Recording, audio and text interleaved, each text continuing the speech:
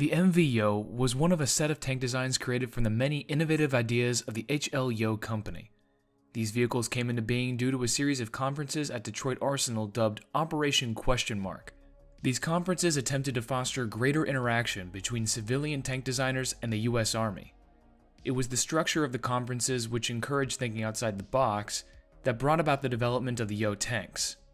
The end of World War II marked the beginning of a new era. The Axis powers have been crushed, but the relationship between the United States and the Soviet Union rapidly soured. As a result of their starkly contrasted ideologies, once deprived of the common enemy they had faced in Germany and Japan, the one-time allies seemed increasingly likely to have a war of their own. Despite the swift development of nuclear weapons by both sides, neither overlooked the importance of their conventional ground forces. To stay ahead in this arms race, the United States and the Soviet Union made substantial investments in new military technology, naturally including tanks. By 1951, the Soviet Union had already started production of the T-54, while the US had just begun to field the M-47, which was a stopgap solution. Seeking dominance and not just parity, the United States continued pouring resources into its tank force. Development of what would be the M48 was underway, and by summer 1951, the United States was already looking for its successor. Recognizing the potential extremes of future battlefields, American strategists sought innovative solutions in pursuit of groundbreaking tank concepts, launching the Operation ? This initiative aimed to foster radical ideas in tank design to address the unprecedented challenges anticipated on the battlefield. During the initial Operation ? meeting, the M48 main battle tank was compared to 7 new tank proposals. Proposals M1 to M3 all featured standard crew and internal arrangements, with the engine located in the rear and the crew housed in the turret. They bore a strong resemblance to the M48, characterized by a rounded turret and a cupola with an integrated machine gun.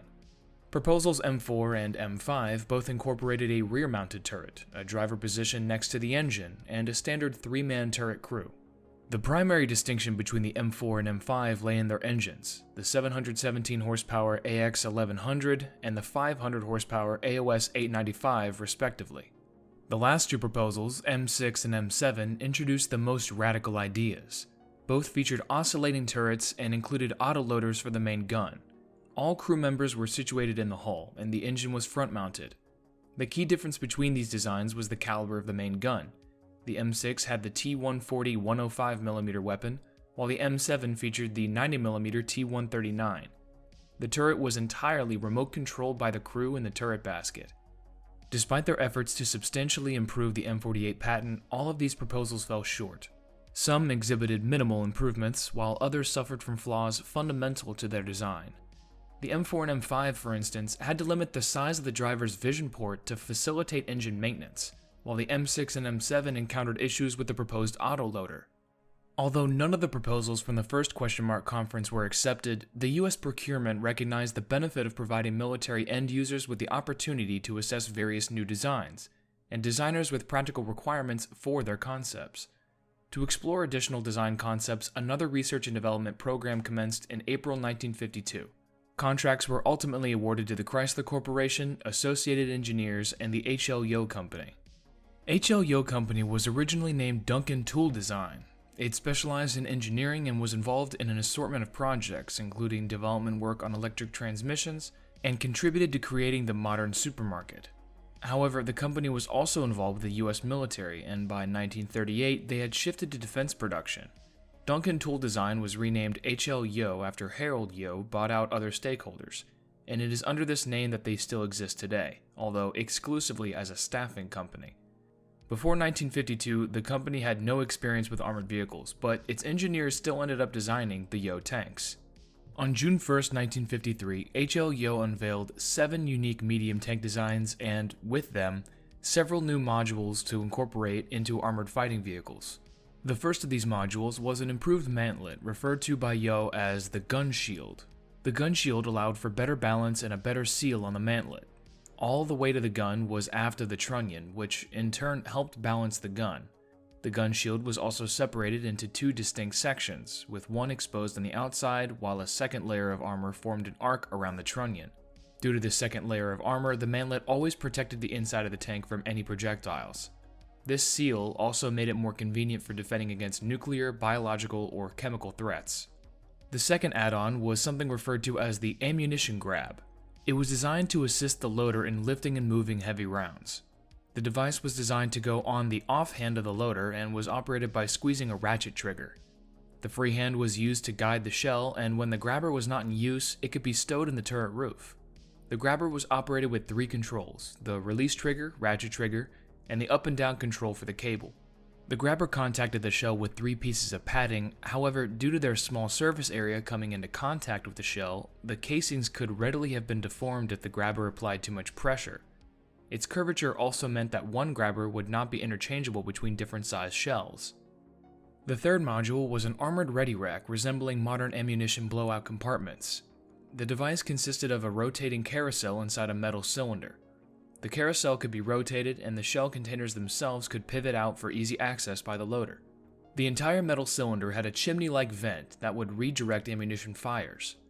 The armor of the rack itself was too thin to properly protect against penetrators.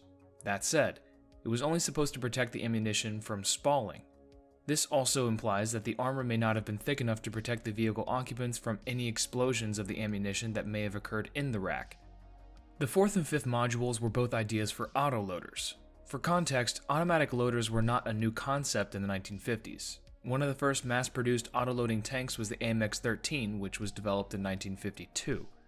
But the autoloading systems introduced by the Yoh Company were notably different from all previous ones. The first autoloader proposed was a bustle autoloader similar to modern cassette autoloaders. The ammunition was stored in small compartments located above a conveyor belt. Ammunition was dropped onto the belts, which then moved it to the middle of the rack, aligning it to the breech after the gun had returned to 0 degrees elevation. A small arm then pushed the round into the breech.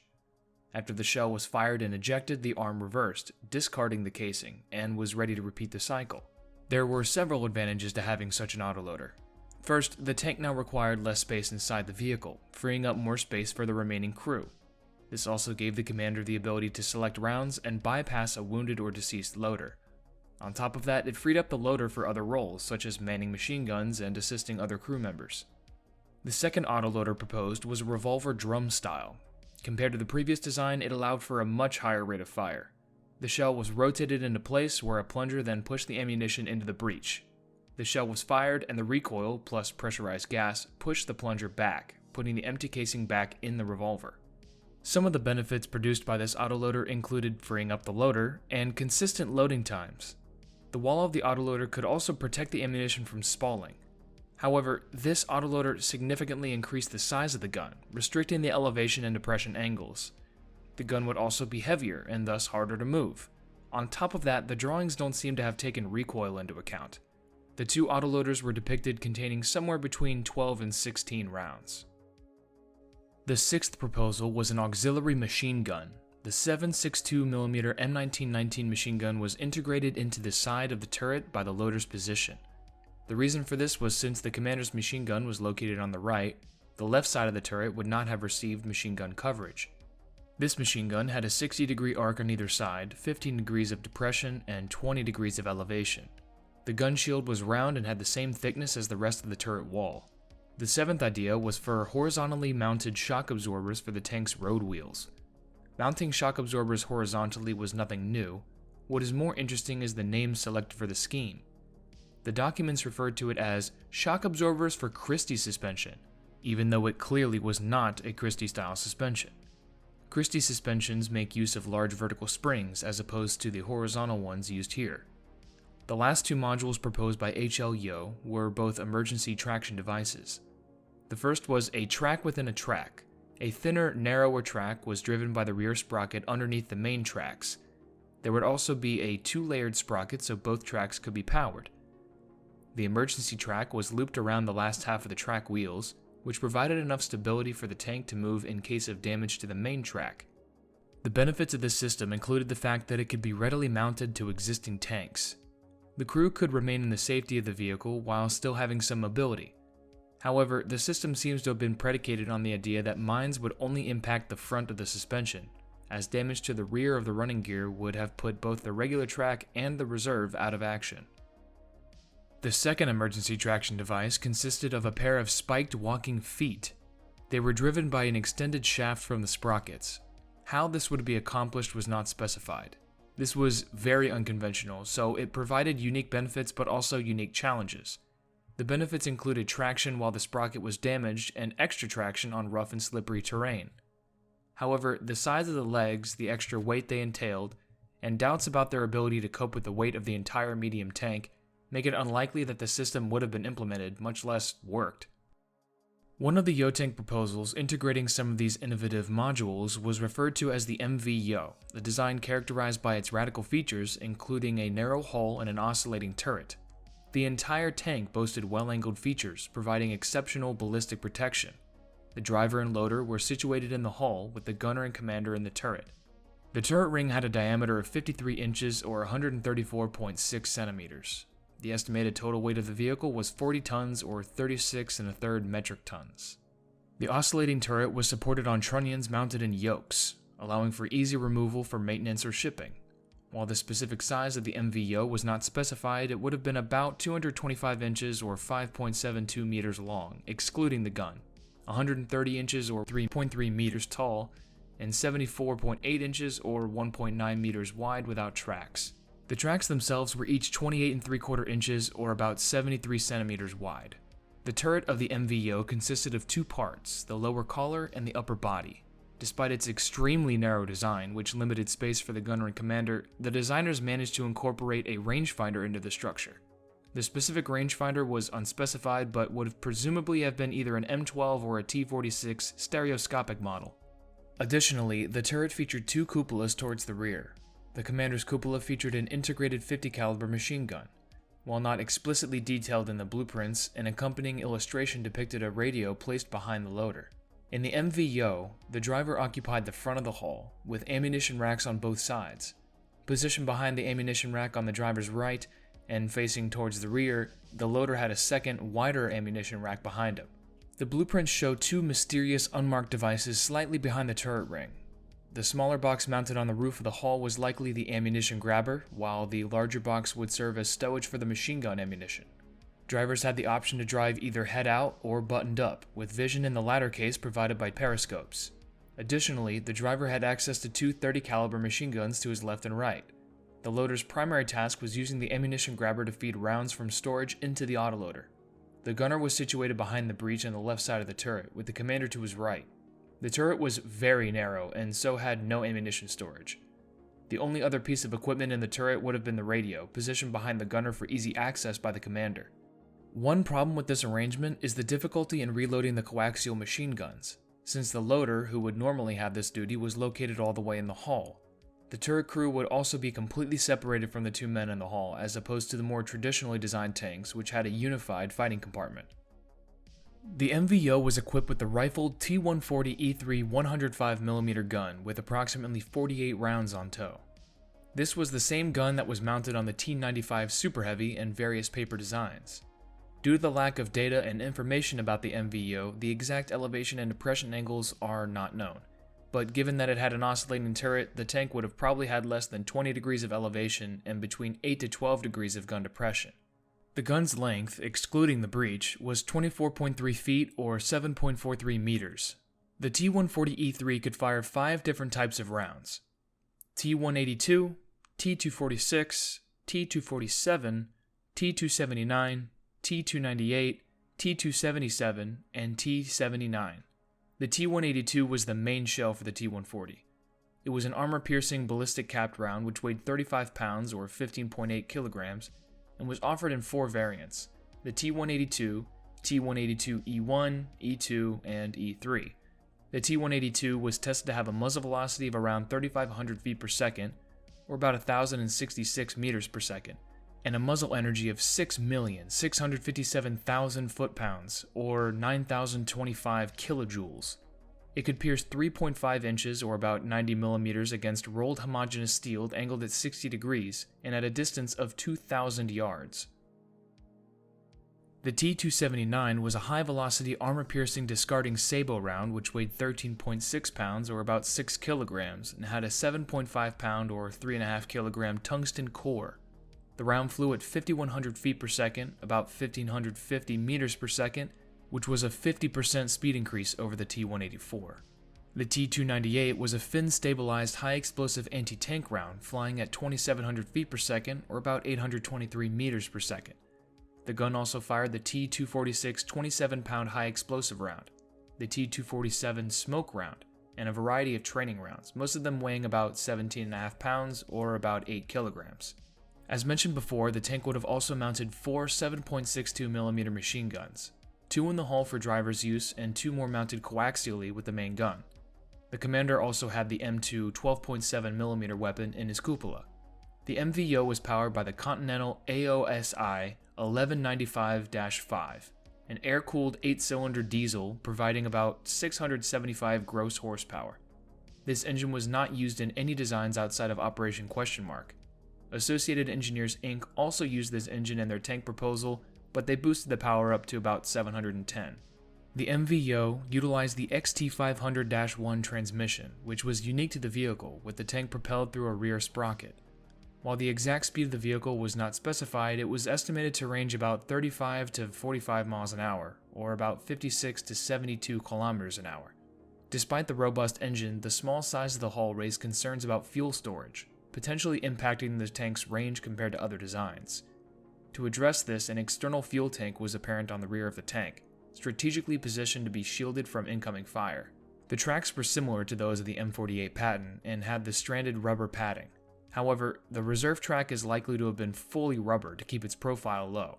Although not explicitly stated, the curved nature of the vehicle's hull suggested that it would have been made out of cast steel. According to the blueprints, the frontal armor thickness in the longitudinal plane would have been 7 inches or 178 millimeters, angled at 30 degrees. However, due to the boat-like shape of the hull, only the tip of the hull would have attained that thickness. The upper plate, on average, was 4 2/3 inches or 118 millimeters thick, at an angle of 60 degrees, while the lower plate was 3.5 inches or 88.6 millimeters and angled at 50 degrees. The turret ring was 10.72 inches or 272 millimeters thick, and the neck consisted of 2 layers, each 2 1/3 inches or about 60 millimeters thick. The frontal face of the turret was about 236 millimeters thick, angled at 70 degrees, while the roof and belly armor were about 47 millimeters thick. The M-V-Yoh was equipped with 3 of the proposed special modules. The reserve track, which in this installation would have been about 14 inches or 36 centimeters wide and covered the last 3 road wheels. The ammunition grabber, which would have been placed in the hull across from the loader, and the proposed horizontal shock absorbers, which here served to save some of the already cramped internal space.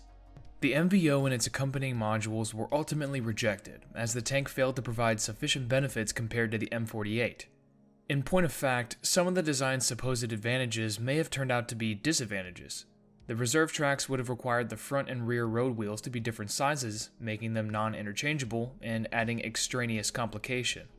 Additionally, the fundamental problems of oscillating turrets posed difficulties in protecting the tank from nuclear, biological, and chemical weapons, contributing to its ultimate rejection. The creation of the M-V-Yoh was spurred by the looming threat of a Cold War turning hot. In response, the United States military actively sought innovative ideas that could give them an edge over the Soviets. The tank incorporated many remarkable concepts, which, even viewed through the lens of today, remain impressive. The proposed modules also endured into the modern day in various forms. From the armored ready rack to the autoloaders, contemporary equivalents are still in use. The M-V-Yoh was both radical and safe, offering a fresh perspective yet maintaining a sense of familiarity. These attributes resulted in an alien-looking tank that was different yet feasible. But unfortunately, it fell short of meeting the military's requirements at the time.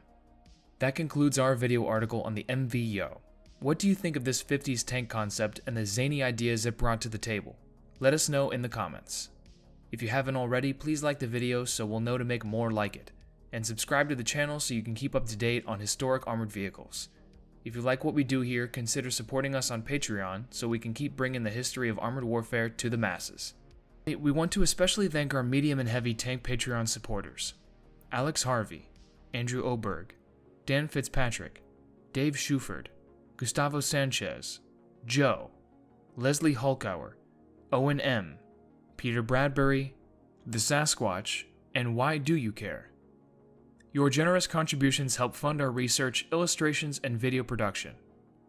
That'll be all for today. I'm your narrator, Wood, and until next time, stay focused and keep us in your sights.